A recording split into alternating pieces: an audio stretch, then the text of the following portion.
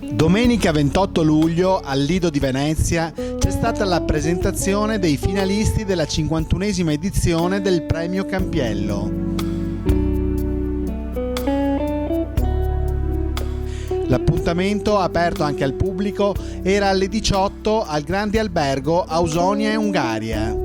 Certamente è stata un'organizzazione sentita e partecipata da tutto il team del Grande Albergo Ausonia in Ungaria, oltre che dalla mia famiglia e da me personalmente, perché è un evento straordinario. Avere i finalisti del Premio Campiello al Lido, al Grande Albergo Ausonia in Ungaria, non può che essere di grande piacere e di grande lustro per l'hotel in primis, ma per l'importanza che ha questa nostra isola, per il bene che vogliamo al Lido, certamente per il Lido e per la città di Venezia.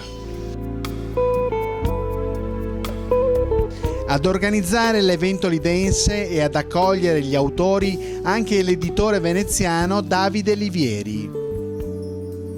Diciamo che la cosa interessante è che a questo evento hanno collaborato tanti soggetti che sono stati tipo da Brusutti a Venezia Inside, all'assessorato alla cultura e al dottor Russo, proprio del Grande Albergo Ungaria, e facendo squadra si è riusciti a costruire un progetto culturale che funziona, crediamo che sia anche gradito. La cosa interessante è proprio questo, il principio di lavorare insieme per una finalità, e si vuole dimostrare anche, forse quando si ha l'egoismo, l'individualismo, forse questa società ha dimostrato che non funziona. Quando si riesce a fare squadra, come in questo caso, si possono fare dei prodotti culturali di qualità e con gioia e soddisfazione di tutti.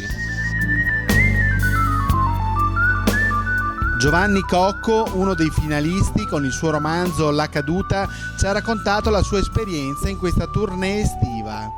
Hotel Ungaria, come altri luoghi in cui siamo stati, mi piace citare l'Aurum di Pescara, oppure Assisi, Castelfranco Veneto, tutte delle eccellenze italiane nelle metropoli e nella provincia. Si è concluso così il viaggio preparatorio e di presentazione di questa 51esima edizione del Premio Campiello, a settembre al Teatro La Fenice.